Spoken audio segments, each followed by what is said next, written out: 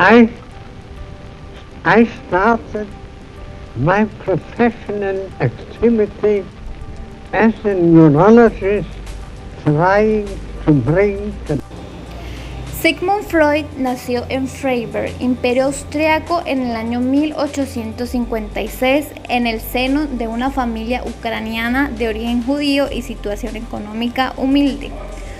Al llegar a 1860, su familia se trasladó a Viena y se asentó en esta ciudad durante los siguientes años. Con 17 años, el joven Freud entró a la Universidad de Viena para estudiar medicina, graduándose poco después. Luego, hacia 1877, se especializó en el estudio del sistema nervioso en peces, área en la que destacó como investigador. Luego, en el año 1882, empezó a trabajar como médico en el Hospital General de Viena. En el año 1886 se casó con Martha Bernays y empezó a ejercer de manera privada, especializándose en los trastornos basados en la alteración del sistema nervioso. Sin embargo, pronto empezó a interesarse en lo puramente psicológico y hasta 1889 empezó a desarrollar la teoría psicoanalítica. El origen del psicoanálisis se remonta en tiempos de Charcot, en la Francia a finales del siglo XVIII, ya que la hipnosis fue un caso necesario para su nacimiento. Comenzó con las pacientes llamadas histéricas que presentaban diversos síntomas como cegueras o parálisis sin explicación biológica alguna, provocando actitudes diversas dentro de la medicina.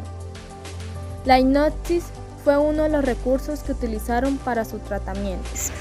En este camino, Freud toma relieve amistad, soporte económico y fructífera colaboración con el psiquiatra vienés Joseph Breuer.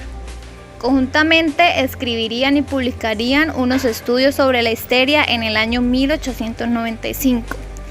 Breuer intentaba hacer revivir los traumas o conflictos emocionales que sus enfermos habían vivido en la infancia.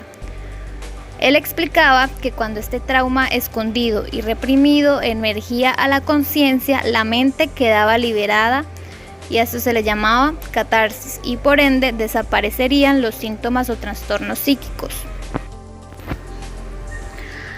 La palabra de Freud. La palabra en Freud. A partir de las observaciones clínicas de Freud en el comportamiento humano, la palabra fue cobrando importancia y un nuevo lugar dentro del conocimiento humano, valedera tanto en lo teórico como en la práctica clínica en el trabajo con pacientes. Esta importancia se perfiló desde el psicoanálisis como uno de los elementos esenciales para luego convertirse en el elemento primordial en el desciframiento del inconsciente. Trauma. Acontecimiento de la vida del sujeto caracterizado por su intensidad, la incapacidad del sujeto de responder a él adecuadamente y el trastorno y los efectos patógenos duraderos que provoca en la organización psíquica. De lo cual deduce Freud que los enfermos histéricos padecen de reminiscencias, es decir, que recuerdan sucesos dolorosos del pasado con las características que siguen experimentando una intensa carga emotiva, siendo esta una de las características destacadas de la neurosis. Represión. Las fuerzas que en el tratamiento se oponían en calidad de resistencia a que lo olvidado se hiciese de nuevo consciente tenía que ser también las que anteriormente habían producido tal olvido y expulsado de la conciencia los sucesos patógenos correspondientes. Breuer descubre la relación entre el síntoma y los sucesos traumáticos. Freud descubre que la histeria se produce por falla de la represión. El deseo reprimido perdura en lo inconsciente y busca su satisfacción, se disfraza y se constituye en una formación sustitutiva de lo reprimido, el síntoma. La sexualidad infantil. Dice que son los deseos infantiles, deseos duraderos y reprimidos los que suministran la energía sin la cual la reacción a traumas posteriores hubiera tenido lugar normalmente. Estos poderosos deseos de la niñez deben ser considerados como sexuales. Freud decía que los sueños son una forma de realizar deseos y que muchos deseos son el resultado de deseos sexuales reprimidos o frustrados. En su opinión, la ansiedad que rodea dichos deseos hace que algunos sueños se conviertan en pesadillas. Es el padre del psicoanálisis, un método que tiene como objetivo el tratamiento de enfermedades mentales. El psicoanálisis freudiano es una teoría que intenta explicar el comportamiento de los seres humanos y se basa en el análisis de los conflictos sexuales inconscientes que se originan en la niñez. Esta teoría sostiene que los impulsos instintivos que son reprimidos por la conciencia permanecen en el inconsciente y afectan al sujeto. El inconsciente no es observado por el paciente. El psicoanalista es quien debe volver accesibles dichos conflictos inconscientes a través de la interpretación de los sueños, los actos fallidos y la asociación libre.